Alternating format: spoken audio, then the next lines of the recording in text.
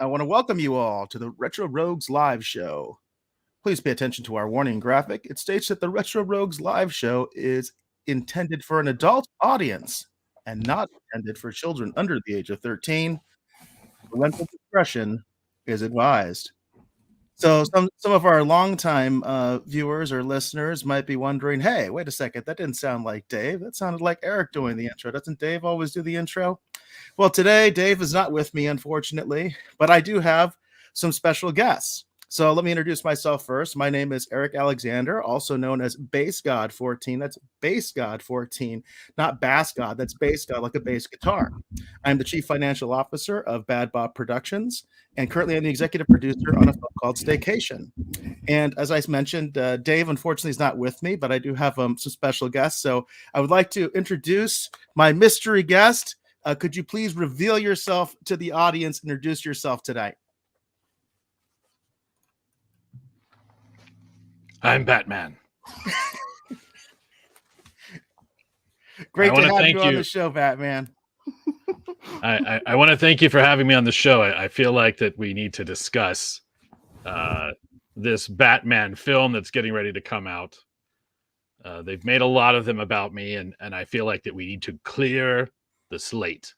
So I'm happy to be here with you, Eric. Thank you for having me on your show. And we appreciate you being here, Batman. Indeed, we will be discussing before the Batman. Basically, we're going to be talking about some of our favorite Batman films in anticipation of the Batman, which is coming out, I think actually technically tonight, right? Some people can see it tonight. And then we're also going to be talking about the Moon Knight poster, which I'm really curious to hear what Batman has to say about Moon Knight, since we've pretty well established that Moon Knight is basically Marvel's version of Batman. And of course, we're also going to be following up from last week to talk about that move of Daredevil and some of the other shows from Netflix to Disney Plus. So, Batman, could you introduce our other guest tonight?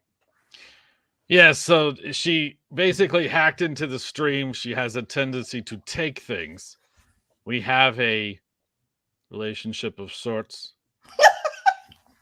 I want to welcome to the show, I guess, because we have no choice, because she's basically found a way to be on the show tonight.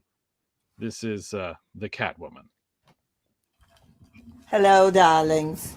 And is it really stealing if people are leaving it lying around for me? I would say not. I would say not.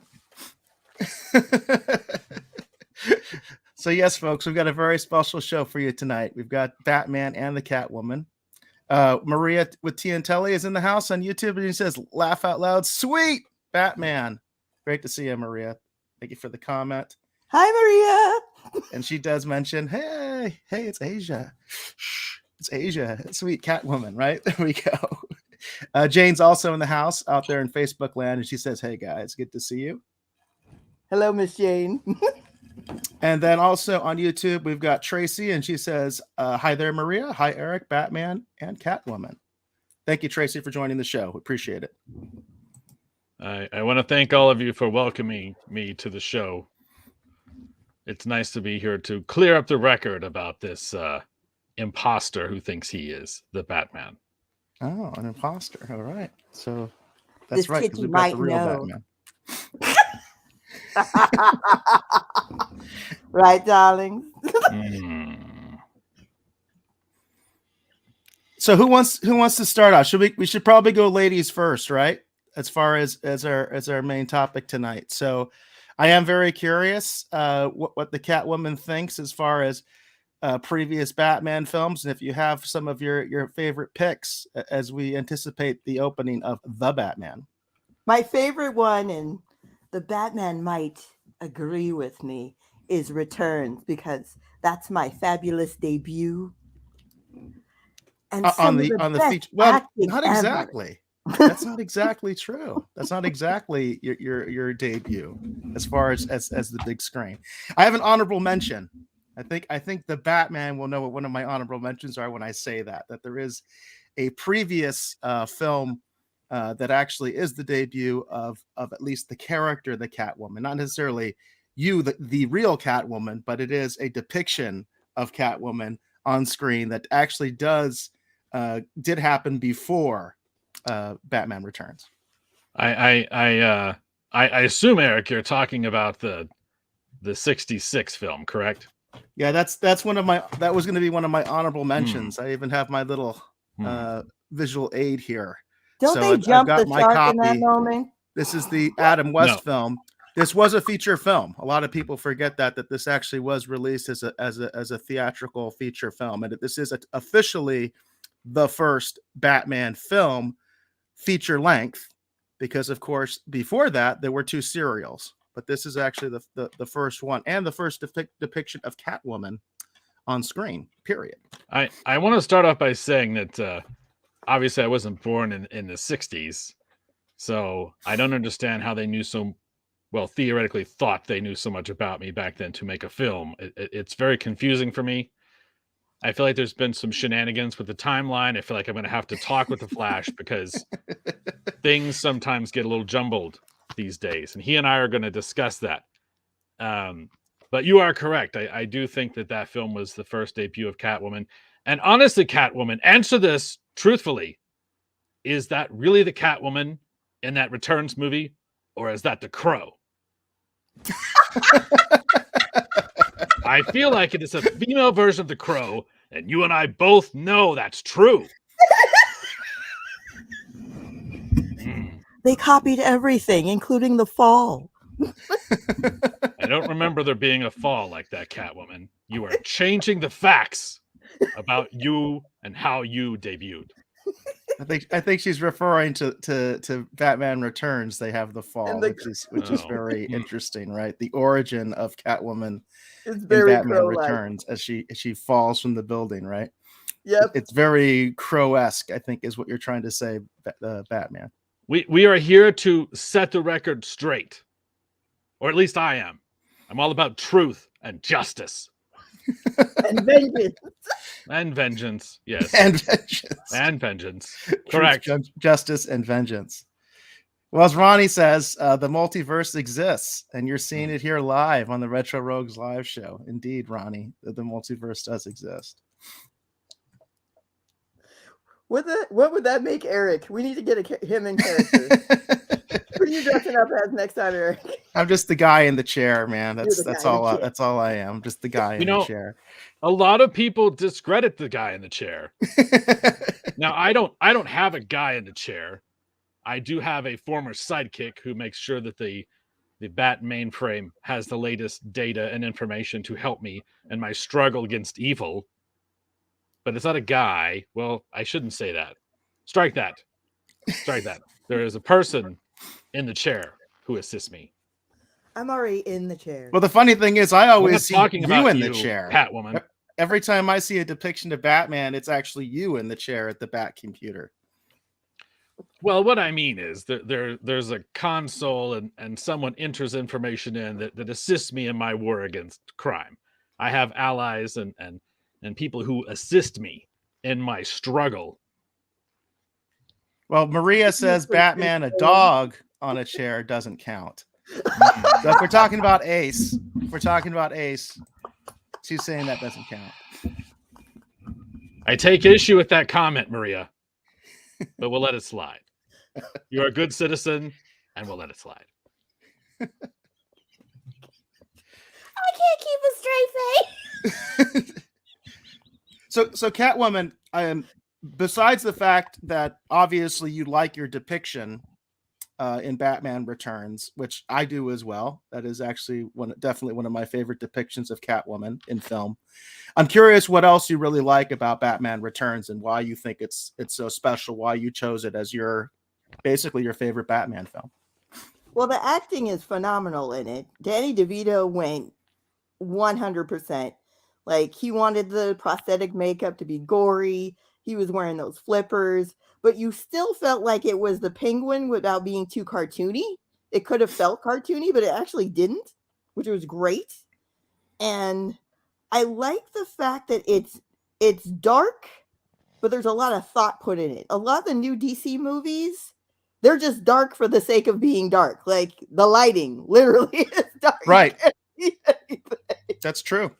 I think I posted a meme recently where there was a woman filming. She's like, "Hey, that's too dark," and then it shows no lighting for the DC movies whatsoever when she's directing. So you'll see Marvel movie, lights, camera, action. DC movie, camera, action, no light. No lights. There we go. That seems to be the way that it's going these days, and I would venture to guess that's the way it's going to. Well, from what I've seen, the Batman, the new film, is going to be like that as well. I wanted to go back what you said about the Penguin, and I'm curious what the Batman thinks about this. I always thought it was interesting, the fact that first of all they decided to make the Penguin. They kind of kept back with that idea, those sort of I can't pronounce it. Those sort of those roots of the fact that his family had money, that kind of a thing, and that of course he was discarded because of this deformity, which was kind of a new thing, right? That wasn't something that was part of the Penguin lore, the disfigurement, but they did keep this idea that he was sort of an aristocrat. That was what I was trying to say, and he also they used one of the storylines from the 60s series, which was the idea of the Penguin running for mayor. And I thought that was an interesting nod to the 60s, the Adam West Batman. Curious what your thoughts are about that, Batman. Well, Oswald Cobblepot, as he's known, did come from a family with means, and he did attempt to run for mayor. And the only reason he was able to even attempt to run for mayor is because of how corrupt the systems and the government systems had become in Gotham. But it's like that all over the world, really. That's why the fight against injustice probably will never end.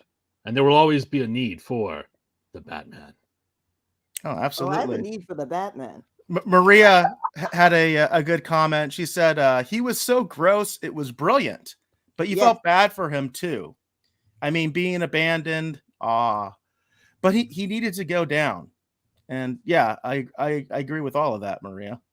But either of you have any comments on her comment there? Well, that's why I liked the movie so much. The writing was so dense, and you felt like everyone got a backstory. So you really, that whole city he had underneath Gotham, like you felt like it had been there forever, how long he had been cultivating it, the fact that he knew everything about Gotham. It was just amazing. And I still wonder where they got all that rubber ducky technology. But the rubber ducky tech. The rubber ducky tech. I want to know who built that giant rubber duck so bad.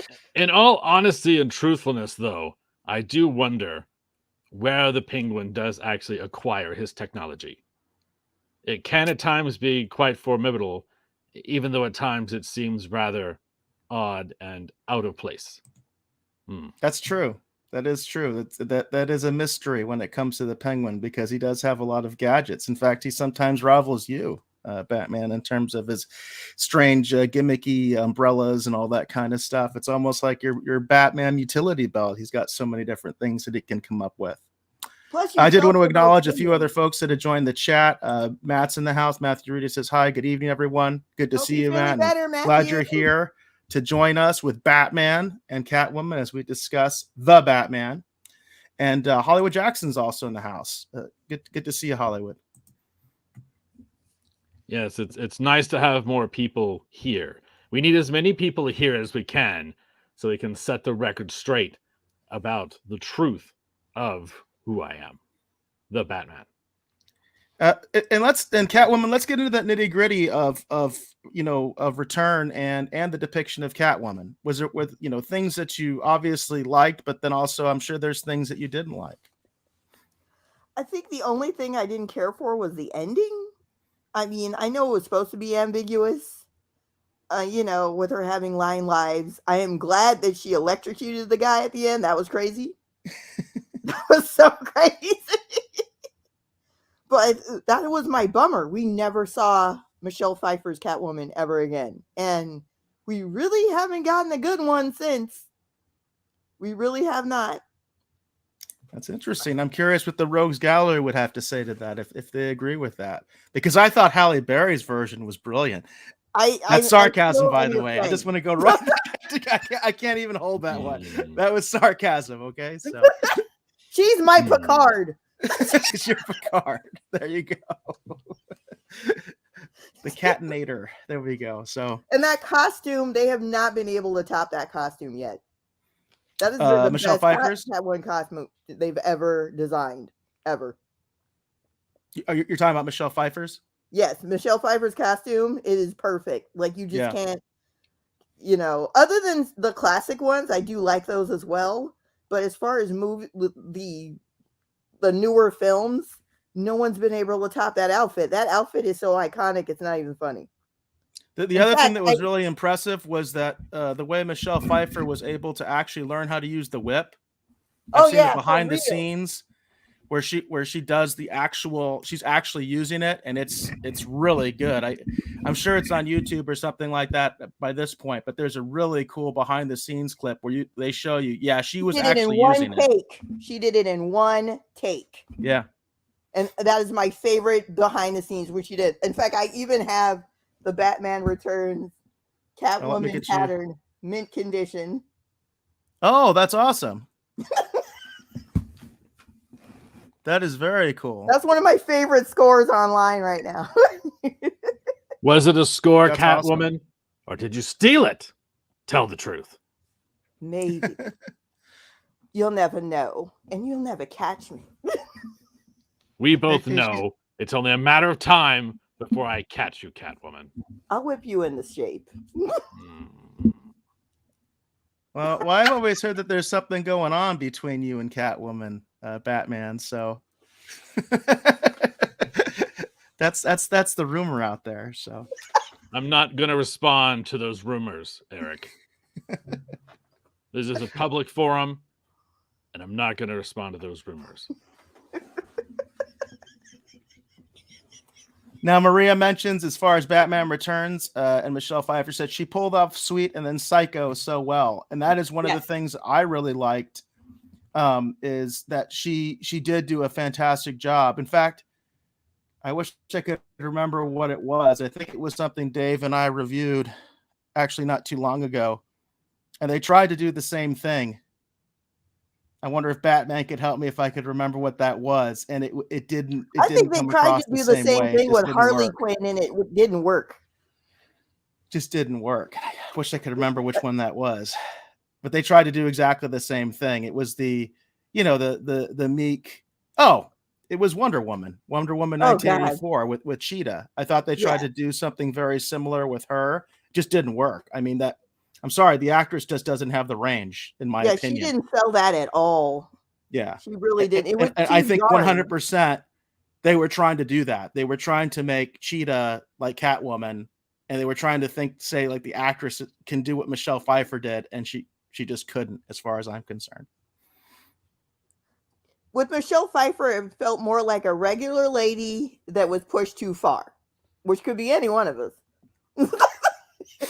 I think that's what they were trying to do with Cheetah, but I don't think it worked. I don't think it worked in Wonder Woman 1984. It felt so scripted with Cheetah, as opposed to, I think Michelle Pfeiffer, she just added enough of her own. She had actually done quite a few of her movies where she was that kind of character, where she was meek and then suddenly she had to be strong or even crazy.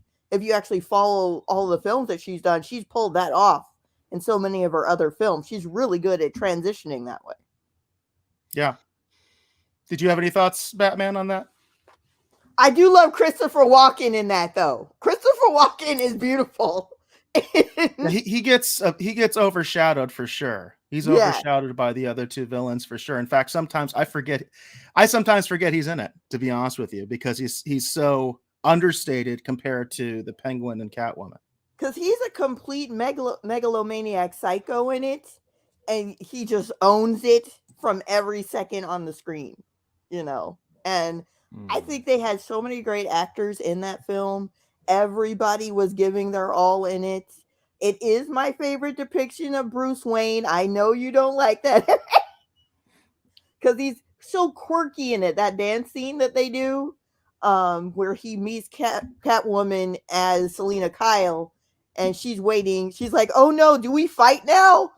I Right. love that scene. That scene That is a always great will stick scene. out for me. That is Always. a And great scene. I'm a big Absolutely. Susie and the Banshees fan, so they're playing face to face in the background. So it's all those cute little details. And my favorite tiny detail in that movie is that Pee Wee Herman and that lady, I forgot her name, the actress' name, play Oswald's parents. Right. And that's his co-star from the Big Adventure movie where they were boyfriend and girlfriend, and they played the husband and wife in that film. So it's kind of like a little Tim Burton Easter egg Right. in there, and it's fantastic.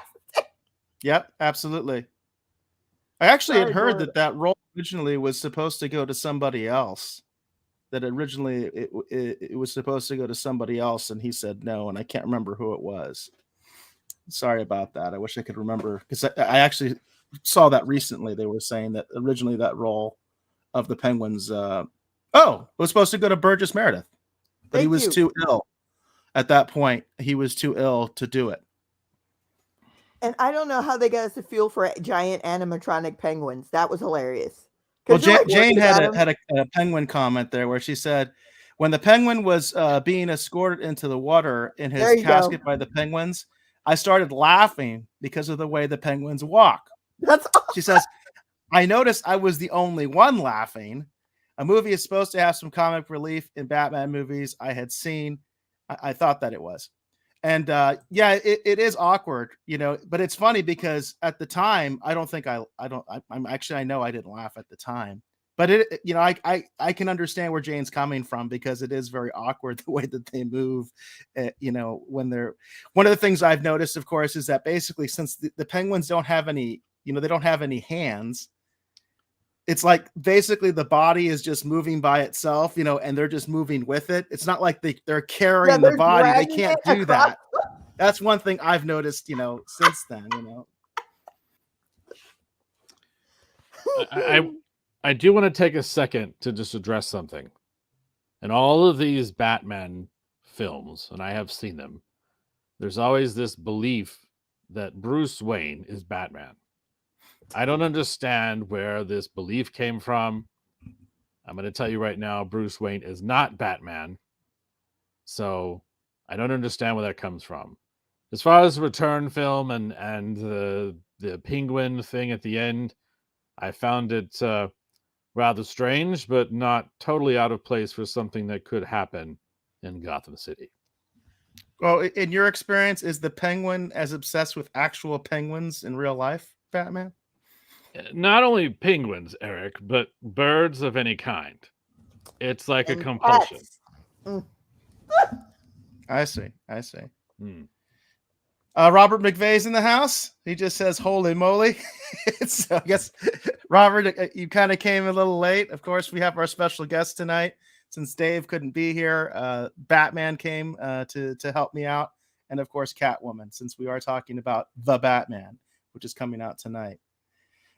Chris Robertson's in the house. He says, "I'm so not going anywhere near the whip him into shape" comment. Laugh out loud.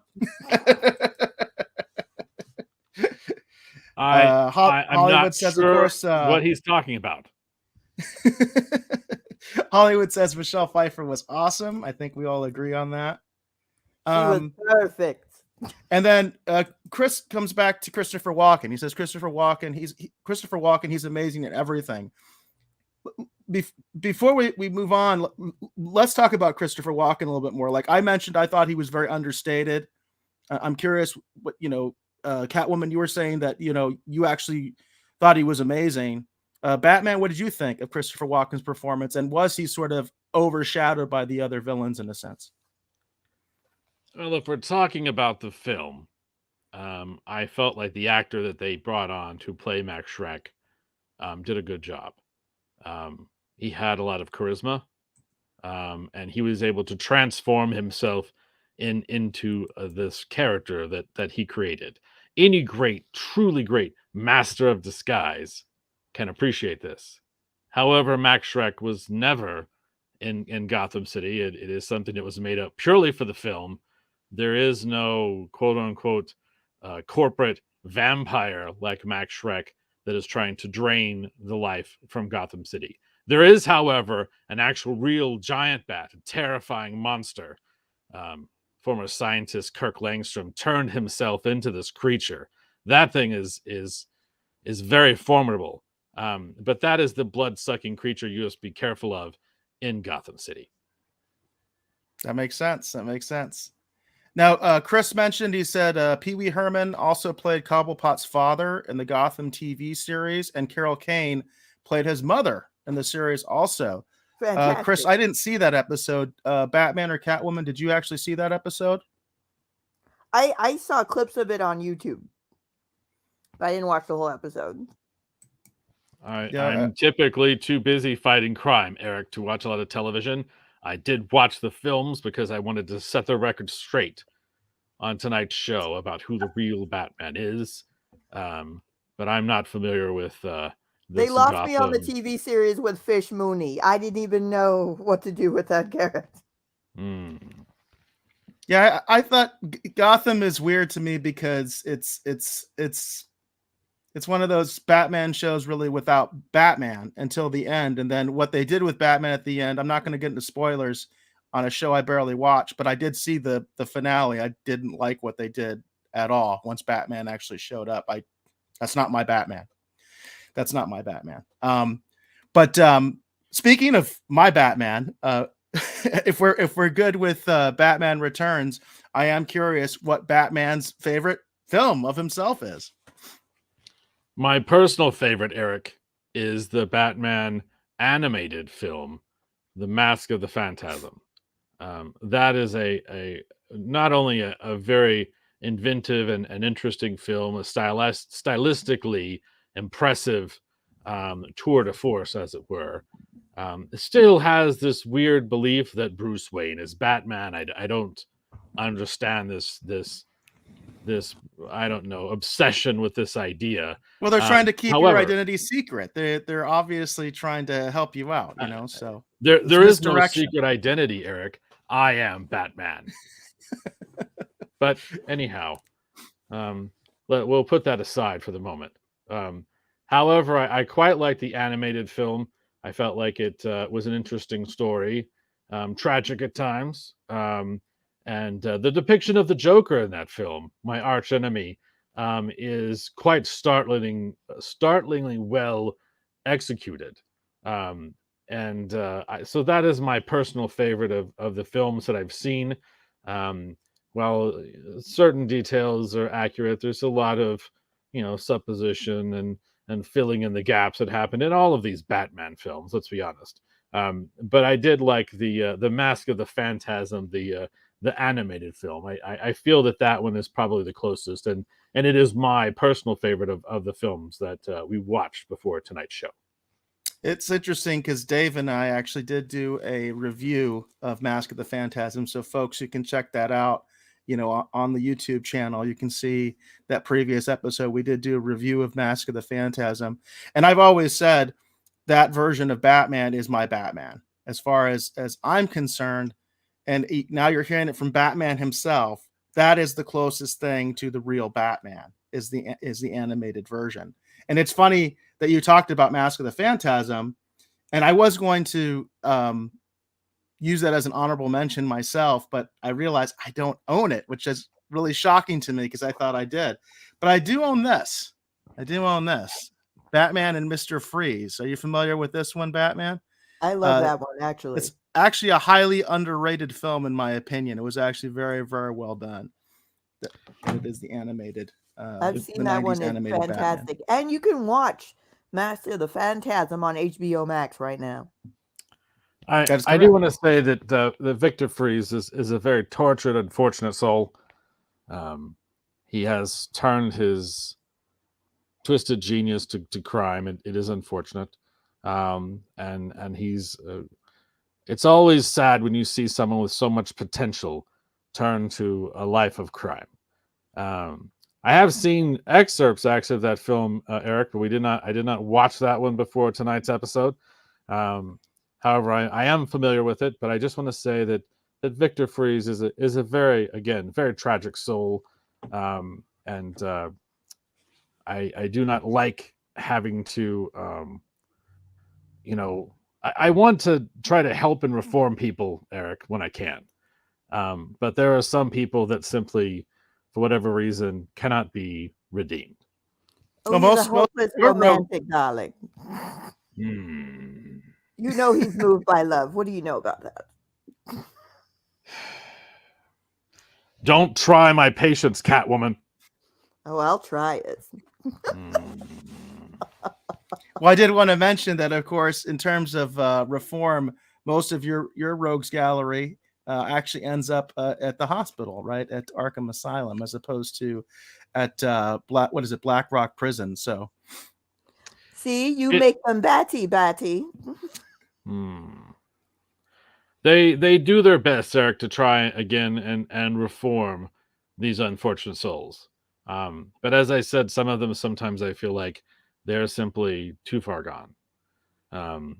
But society, as best it can, tries to help. But some people, they just, I don't know. You can't bring them back. The darkness can be an ally, but it can also be a curse. I'm curious: is there a villain that you think is beyond reform? Hmm. Well, obviously the Joker, I feel like, is possibly beyond reform. Um, the things that he's done are so incredibly horrific and awful. You don't think Um, he's crazy? he is crazy, but I'm just saying, I don't feel like that we're ever really going to be able to bring him back to humanity. Um, but at the same point, you have to find some place for him to go, which is why he often winds up in Arkham Asylum. And Um, escapes every time. hmm. We're working on that, Catwoman. We're working on that. Those loopholes will soon be closed, and you and your friends will never escape from Arkham Asylum again. Mark my words. Oh, I guess I'm supposed to be there now. Hmm. I told you, Catwoman, don't try my patience, and I will find you. I will You know find where you. I am.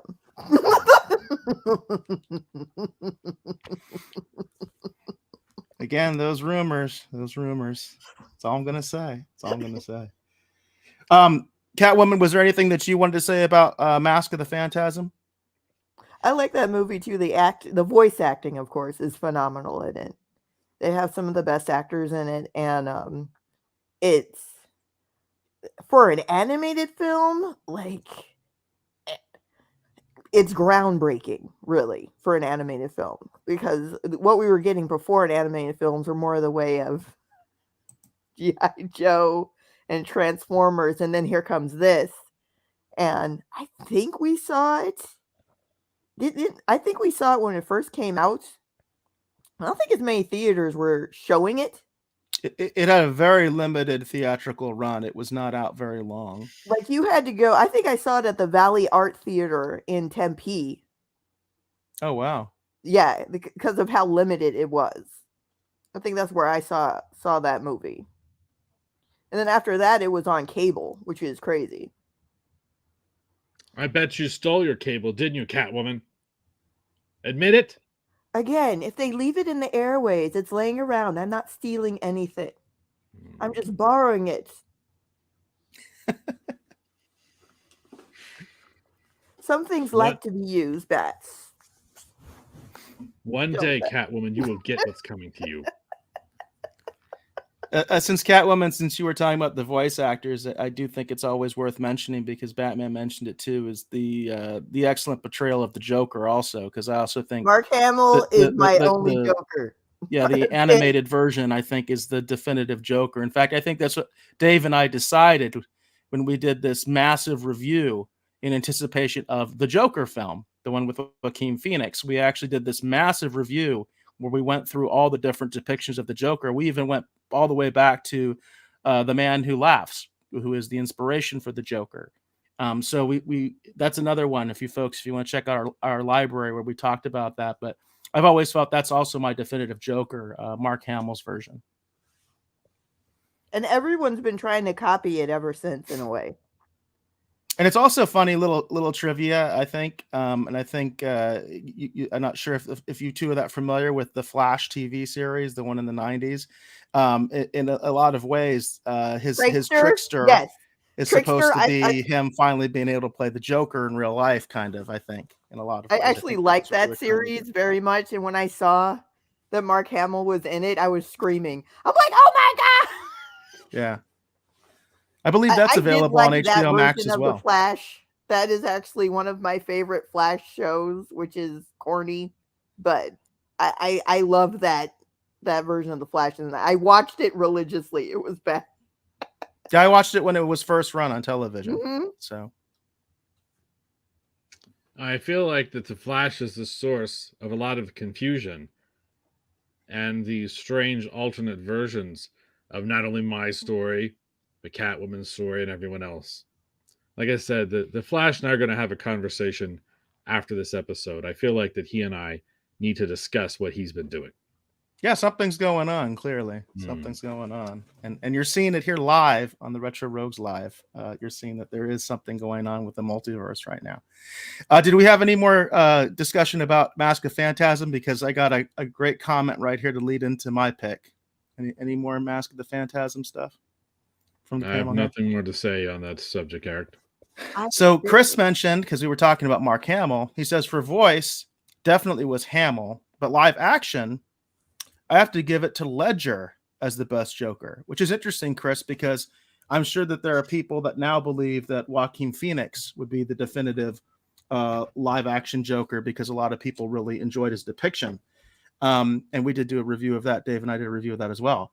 But my pick for my favorite live action, well, my favorite Batman film, I shouldn't say live action because we're including any film, is The Dark Knight. And I do own it. I do have a physical copy on Blu-ray of it. And in large part, it is because of Heath Ledger's Joker. I did think he did a fantastic job. I didn't think he could do it. I was one of those people that when I heard he was cast, I was like, really? Oh, man, this is going to be lame. And I had already seen Batman Begins, and I enjoyed it. And I was just like, oh, this is going to suck. And I was so impressed by the fact that he was so different. And that he did give this over-the-top crazy performance, which, again, I don't think is my definitive Joker, but it was an interpretation of the Joker that I thought was amazing. And I think it did in a lot of ways, it paved the path for what Joaquin Phoenix was able to do with the character. Now the Joker is just this crazy character that it's won 2 Oscars, that playing that character. Sorry, no Oscars for Batman so far, but 2 for the Joker so far, right? With 2 different actors, and very, very amazing depiction, but more so with Batman. And I'm definitely curious what Batman thinks of this, and I'm also curious what Catwoman thinks of this, especially when it comes to the rumors of between the two of you. One of the things I love about this film, and it is an absolute spoiler, so I'm gonna put it up there, even though this is an older film. So I'll put the spoiler alert up. I love the choice that he makes, because to me that's Batman. To me, Batman will always choose the city. He'll always choose the people above any one individual, no matter how much it hurts him personally. And that, to me, is what Batman is all about. And that's why that's my definitive pick. That's my favorite pick is the Dark Knight. I think that's the best Batman film. Thoughts from the panel? It's an interesting choice, Eric, and you're correct. I always try very, very hard to do what's best for the citizens, for the people of Gotham City. And as far as the portrayal of the Joker in that movie, it's very stylized. It is a very good portrayal of the Joker. However, it does not really match the actual real Joker. But it is a very good portrayal. A lot of fiction in that film, but it is an enjoyable film nonetheless. I think he worked so hard with his method acting that it made him crazy for real. If there had been an actual Arkham, he'd been locked up in it. There's rumors of that. There's that urban Have legend you that seen it, the it, diary it he led to kept? his death. Did you see that diary they found in the hotel? He had gone full on Joker for real before he passed away. It was madness. But yes, Hmm. he always picks the needs of the city before anything. That's right. That's what I've always heard, and I've always heard that that's been a real stickler between the two of you. So I eventually I- get my way.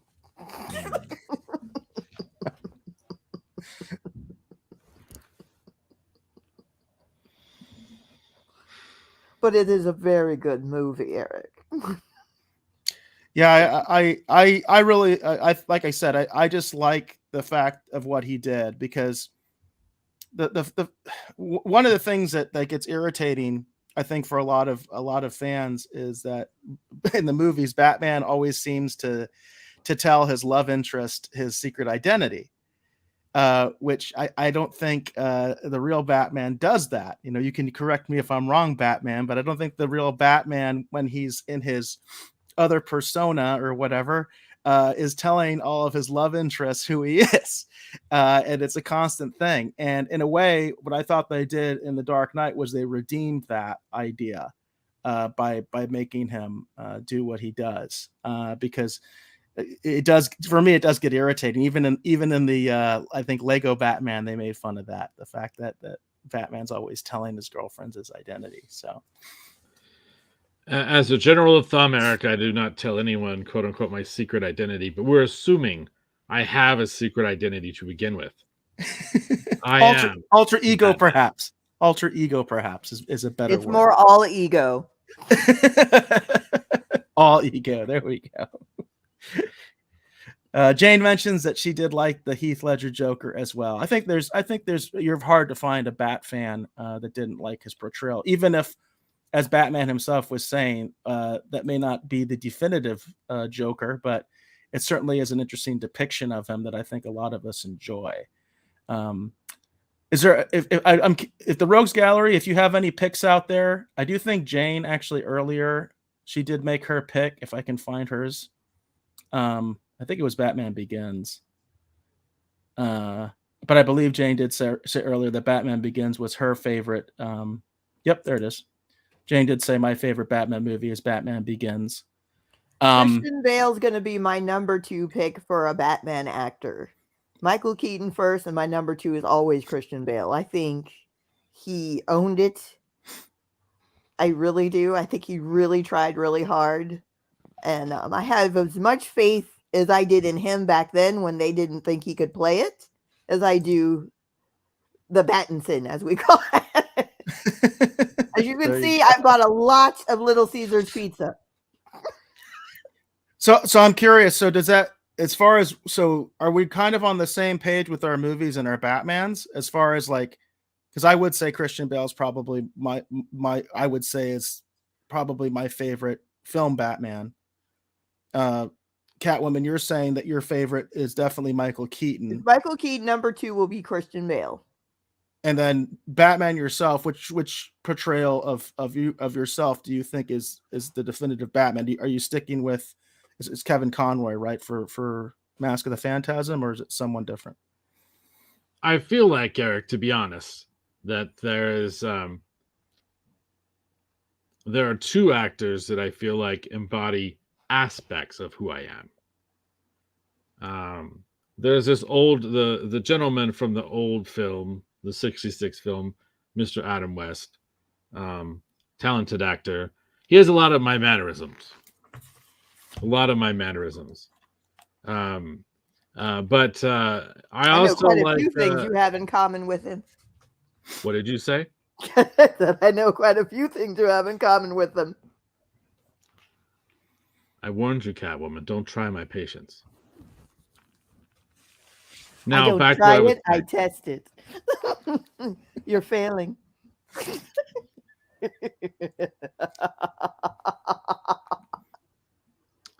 Now, as I was saying, I also like Michael Keaton, the gentleman from that film in the 80s. He also has mannerisms I feel like that are also on point. But the real Batman is much more of an enigma than has ever really been portrayed on film. We'll see with this new film. I feel like it's gonna stray as all the others do and fill in a lot of important information with fanciful things. But I do like the gentleman from the 66 film quite a bit, and I also do like Michael Keaton's portrayal as well. Definitely both iconic portrayals. Regarding also, while we're even talking about this, Ronnie has a very relevant comment. He actually says his favorite is The Batman. Apparently, he has seen the film. He said, "This isn't sarcasm. I saw it today at 3 in the IMAX with Hugo Strange, who has been on the show. Hugo Strange has been on the show before. Poor guy was trying to face his PTSD from Batman." So there you go. And Ronnie said he even saw it with our friend Hugo Strange, Batman. I'm not sure you're aware, but Dave and I have actually had Dr. Strange here on the show. So there you go. Ronnie is actually doubling down and saying that this is the best Batman ever. The Batman, the new one. Interesting. Hopefully at some point I'll have a chance to watch the film. I am quite busy at the moment solving a case. There are certain criminals who have managed to escape from Arkham Asylum who I am attempting to round up. And Catwoman, your day is coming. Oh, it's coming, all right. You too. Chris Roberts had another comment. He said he's rating his Batmans. So obviously, I guess he's starting at the top. He says Keaton, Affleck, then Bale, then Kilmer, and then Clooney for movie Batman actors.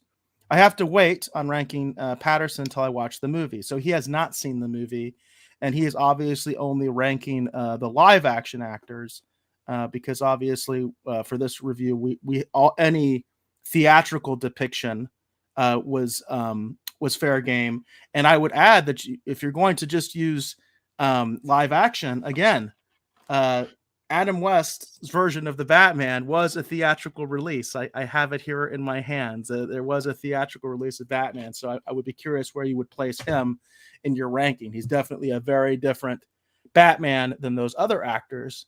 But I think your ranking is definitely interesting, Chris. I am not a Batfleck fan. I will say that. I am not either. Any thoughts on Batfleck? I cannot stand Batfleck. I cannot stand. Isn't Affleck some kind of insurance? It yes, is. That's what. Yes, exactly. Exactly. I don't think a duck would make a very good portrayal of me. Martha, what is that?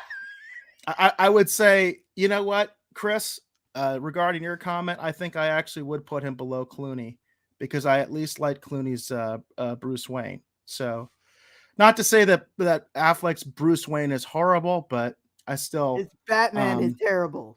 His Batman was awful. I actually fell asleep in that movie. That's the first time I've ever fallen asleep in a comic book movie. I passed out, and then I woke up when the Wonder Woman drum solo happened. That's what woke me up. Wait, what's that?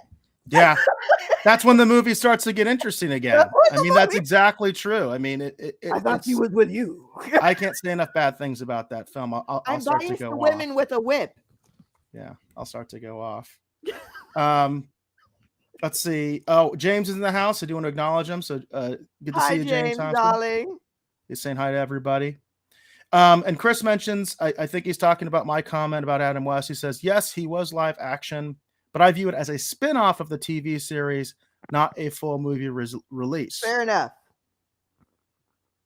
Well, but it was a full movie release. So but it was both, is what I guess I'm trying to say. So I did do some research, and Eric is correct. That film was released in theaters. It does count technically as the theatrical release. But my research must be a little faulty because I seriously thought Affleck was some kind of insurance. You are correct, Batman. You are absolutely 100% correct. That's why I have progressive.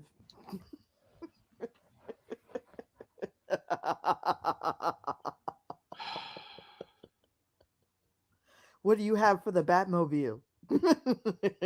And I None think of your Ronnie is business, saying, Catwoman. I think Ronnie is saying Batfleck was his second favorite behind Patterson. If I'm understanding the timing of the comment, I would I actually think like some Hugo Strange has clarification, affected Ronnie, his if mind. that's the case. How unusual.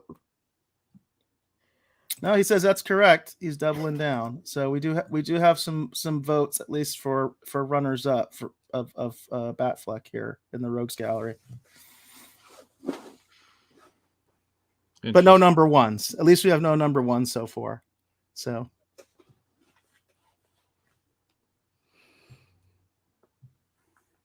All right. Did we have any more discussion of our favorite Batman movies? I feel like that I have made my feelings known as far as these portrayals of the Batman are concerned. Well, I said which one I thought was perfect, so I think I'm good. Okay, cool. Well, you were talking about Batman portrayals, and I guess we might some people that might argue that this is sort of a Batman portrayal. Dave and I have talked quite a bit about the fact that Moon Knight is often considered basically Marvel's version of you. So he had asked me to discuss this, and I'm curious, Batman, what you think about this. This is the latest poster for the Moon Knight series that's going to be on Disney Plus. And Dave has been highly anticipating this, I know. And I'm just curious if you have any thoughts on it, Batman. Well, as far as the Moon Knight is concerned, it is an interesting character. I did do some research prior to tonight's episode to acquaint myself with it. I have heard these comparisons before, mostly in the media and people posting things online. Some people say that he has like some kind of a moon-shaped helicopter or something. Obviously, I have the Batwing. There's discussion about him having someone who assists him. I have many allies, not just one. But there are some things about this character that clearly are not like me at all. I would not fight crime in a suit. So, as far as whether comparisons start or end, I don't know. Again, I don't typically have much time for television. My duties typically do not allow me that kind of luxury. However, in the future, I would be happy to return to your show, Eric, if you would like, when I have the chance to watch some of these, and we could discuss it in better detail. Catwoman, did you have any thoughts on the Moon Knight series in general, or this new poster that came out? I love the new poster. It's fantastic. And considering Moon Knight has all of his different personas, it's nice that they're starting to clue the audience in more to it. And that is part of the appeal of Moon Knight. The fact that his distortion of reality, and the fact that every part of him is fully fleshed out. They accomplished something like this with Legion. Legion was a fantastic TV series. And we'll be getting something akin to that with Moon Knight, but more of a superheroic theme to it. Very cool. As I've mentioned on the show before, I'm Moon Knight is one of those characters that I'm not super familiar with. Dave is the one that's always giving me good information about that. And I will remind people, if you go to www.davebeatty.com, we did do a fanzine and e-zine where Dave actually did a breakdown of Moon Knight, of the character, and that is free. So again, if you go to wrong ticker, www.davebeatty.com, you can actually get some information on this character if you're not that familiar with them, as I wasn't very familiar with them until Dave started telling me about them. Ronnie mentions that he says, I can't wait until Moon Knight. So obviously he's looking forward to it. And Chris Roberts also says, I'm actually looking forward to the Moon Knight series. So we've got some definite interest there in the Rogues Gallery for folks that are interested in the movie. As I said, it is an interesting outfit. But like I said, I would not fight crime in a suit. But the trailers make the show look interesting. I have heard the comparisons before. Perhaps it shall be fun. Batman. Which one of his personas is he supposed to be in that suit other than the regular Moon Knight? Based on my research, Catwoman, which I did not have much time to look into it, I believe that is the Mr. Knight character. That's all I know. Isn't that the rich one, kind of like some other people that we know? I don't know what you're talking about, Catwoman. Again, here we go. Here we go with these wild, outlandish stories in the media about alter egos and personas. I am the Batman. That's all you need to know. Well, I've been in Bruce's vault and I've seen his suits, so.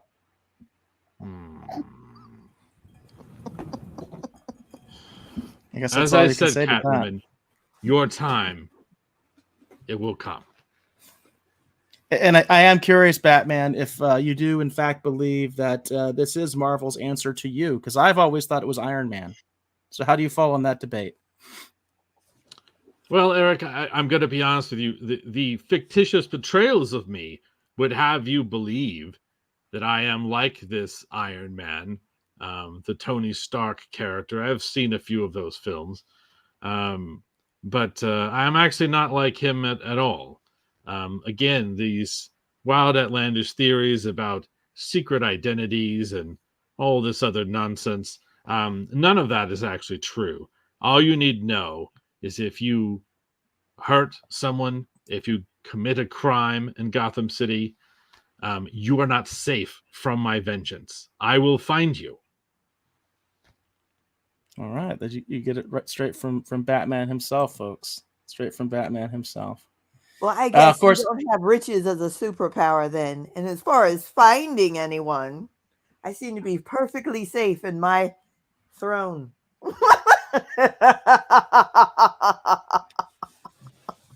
My allies are drawing close on you right now, Catwoman. Oh, look, I think I've stolen something that Commissioner Gordon's missing.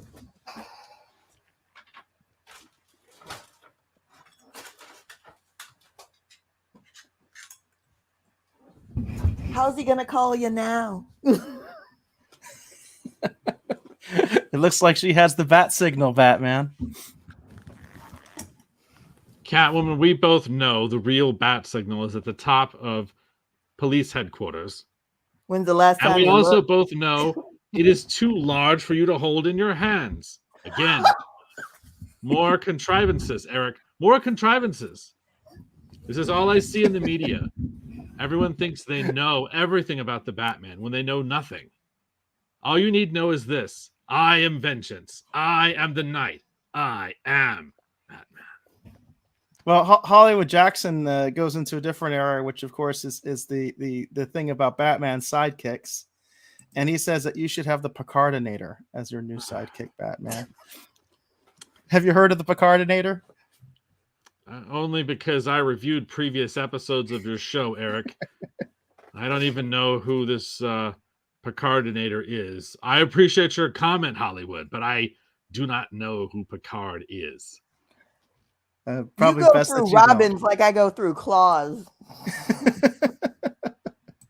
I've heard that now? rumor as well. Yes, I actually one of the few graphic novels I have is actually about the death of Robin. So, Chris Roberts says, "So Batman, any truth to the rumor about Aquaman and his trips to the aquarium?" I'm not going to dignify that with a response, Eric. We might want to ask Troy McClure about that. Troy McClure.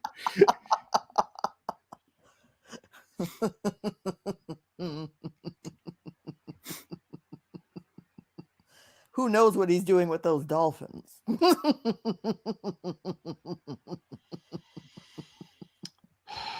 Again, all these wild things in the media. I am one of the wild things in allies. the media, honey.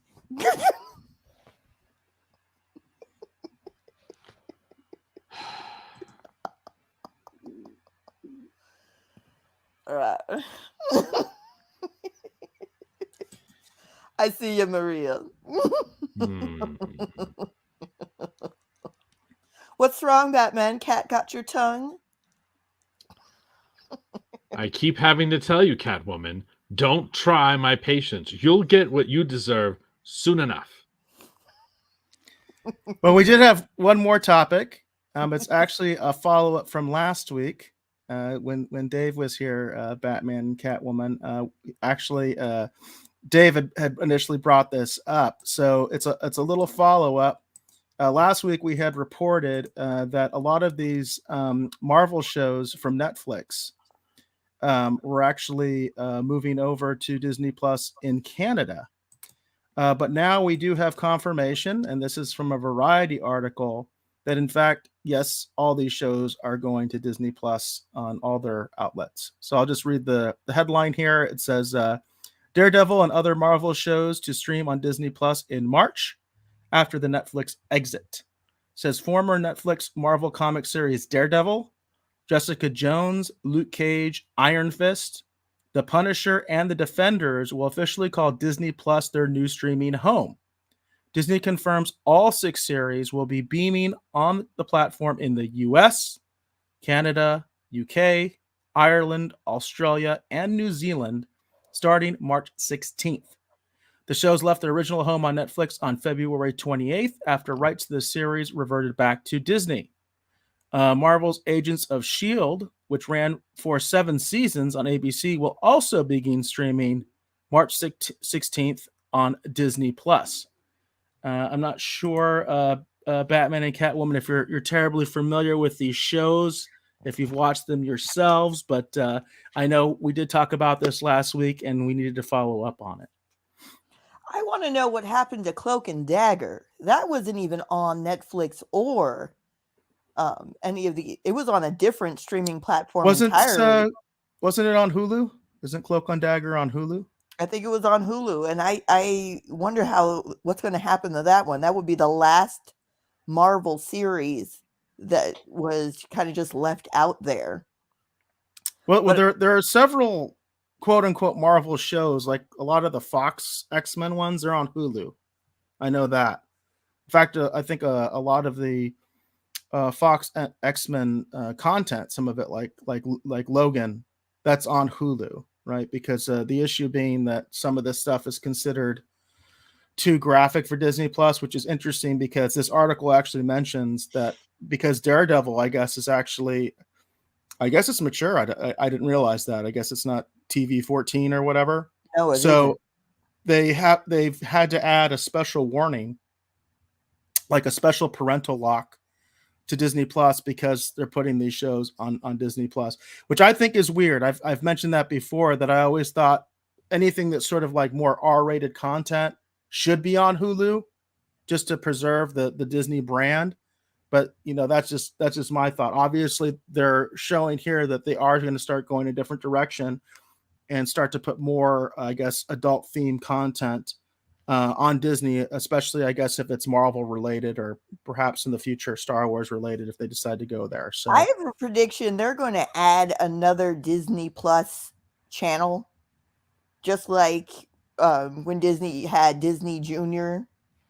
And I think the fact that they're adding all of this more adult content to it is going to cause them to, hey, how do we make more money? Well, if you don't want the kids here, you got to buy this one.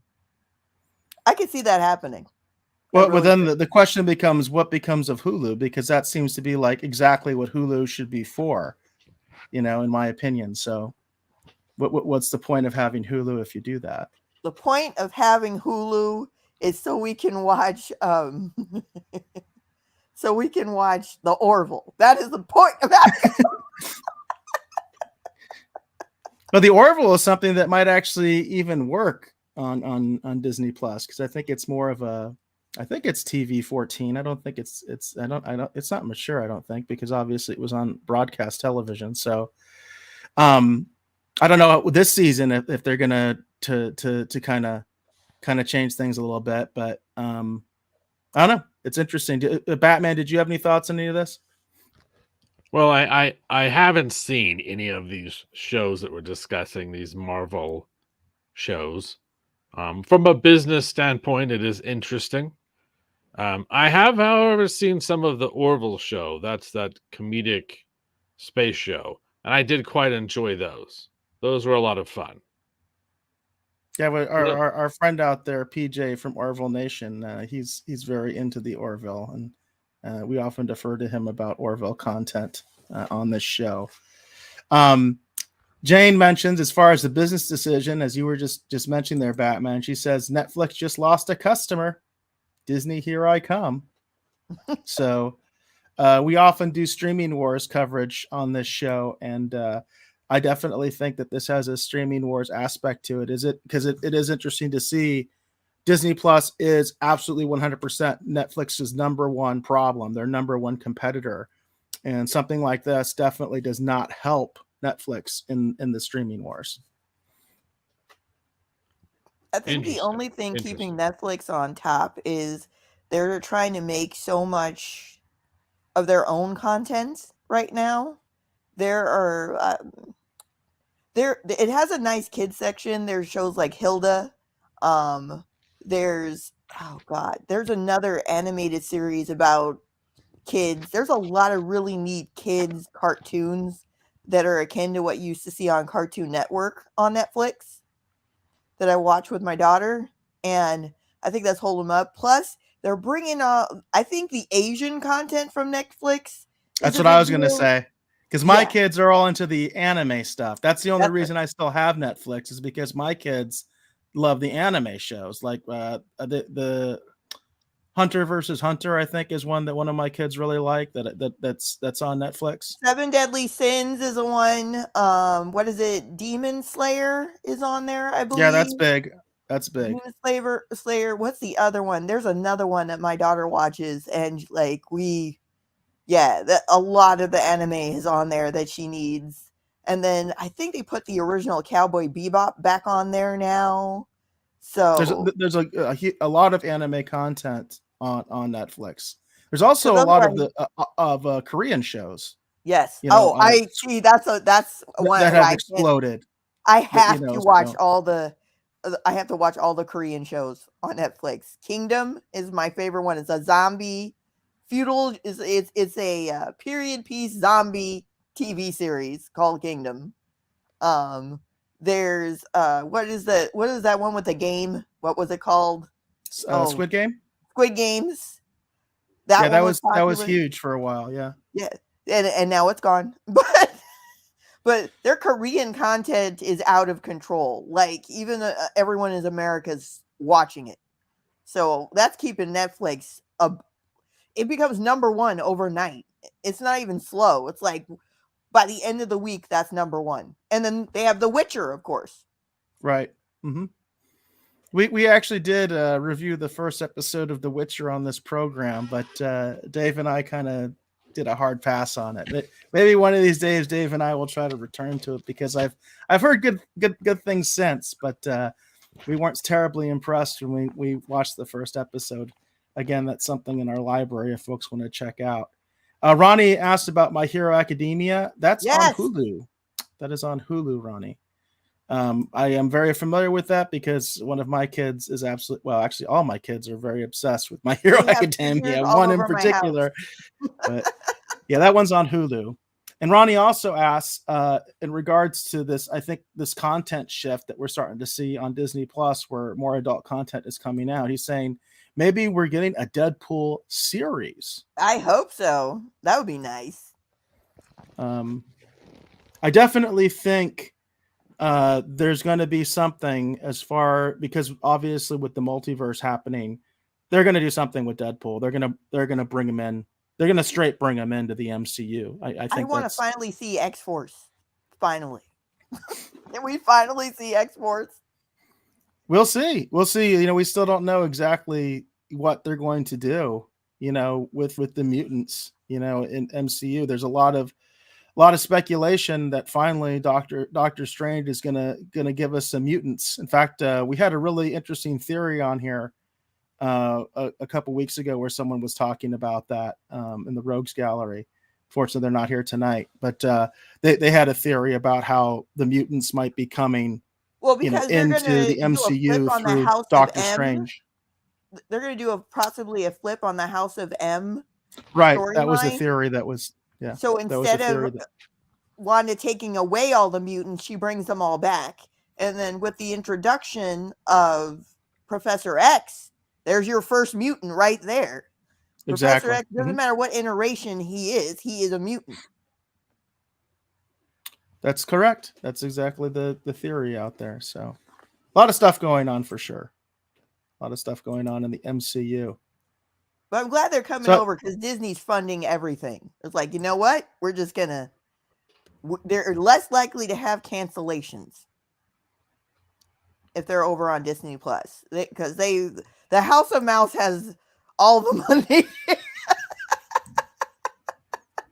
There's a lot of truth really to that. Does. They got Star Wars money. They got Marvel money. They got Muppets money. I'm concerned.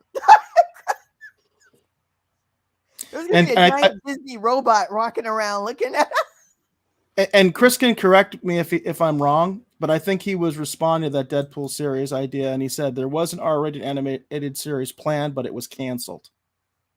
So I think he's talking about the Deadpool thing, but I'm not 100% sure. So I think he's right. I think it was the Deadpool thing, and then it got canned. But I think what people want to see is they want to see the live action version in the MCU, and I think that's going to happen. Well, Ryan Reynolds made him so perfect, so I'm ready to see him in MCU, and I believe the rumor that we'll get Wolverine one more time is true. He talked him into one more time, like he's been buttering him up, and Hugh Jackman's going to put the suit on one last time. So I'm here for this. I'm a little biased to Wolverine. I like guys with claws. Yeah, Ronnie says, yeah, it was a shame they canned that. So I feel it happens. It would have been as popular as Spawn if it had been successful. Because the Spawn cartoon series was amazing. Yeah, that was actually very, very well done. Batman, you ever seen that? The Spawn animated series? You a Spawn fan at all, Batman? I have seen a few. Again, quite a few years ago. I have seen a few. It was interesting. He's another crazy guy with a deep voice and a cape. It's your wheelhouse, honey. Yeah, I think there are comparisons made between Spawn and Batman all the time. Certainly, when you see him up in the skyline and he's crouched, very much like you are. That you see that image quite a bit in Spawn comic books. I don't and know the animated what you're series. talking about, Eric. Again, these fictional ideas in the media do not really properly portray who the Batman really is. I see. Well, that's it for our scheduled topics. Did we have anything else that we wanted to cover tonight? Eric, when are you going to see the new movie? I don't know. A lot of that will be dependent on whether my kids want to see it or not. So, I mean, that's generally what I do with movies. If my kids want to go see it, we see it. If they don't, then it's likely I will not see it until it comes out on HBO Max, which I was able to talk to Dave prior to the show, and I had mentioned that to him about that it doesn't come out on HBO Max until something like 45 days after the theatrical release, so it's going to be like in April or something like that when the movie will be available on HBO Max, because I'm sure there's people that were curious about that. I was, and it's going to be 45 days after the release, which is like April 16th or something like that. So Easter or tax time. But if my kids want to go see it, I'll take them to the theater to go see it. It's basically up to them. So, well, I guess that's pretty much it. That's going to be wrapping up our show. So I just wanted to tell everybody again, I am Eric Alexander. If you want to check me out, I'm most active on Twitter. You can reach me there at BassGod14. It's at BASSGOD 14. My DMs are open. That's also the official YouTube. That's also the official Twitch. So if you comment on those platforms, more likely than not, you're going to be hearing from me. And with that, I'll send it over to Batman so that you can tell us any other parting words, or if you have any references you want to make to us, or revelations you want to make to us, Batman. Well, all I'm going to say, Eric, is that, again, remember, these fictitious accounts of the Batman that you see, whether it's in television shows or movies, do not accurately portray who I really am. And if you're curious to find me, you're not going to be able to, probably, unless you're committing a horrendous crime, in which case I will find you. Or you could just call him.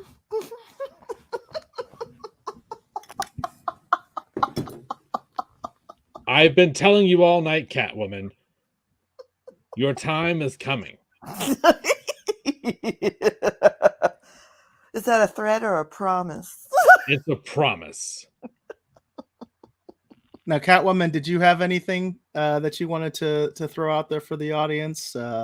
Any ways perhaps that folks can contact you? Or you any can other find information me you wanted to on... give us?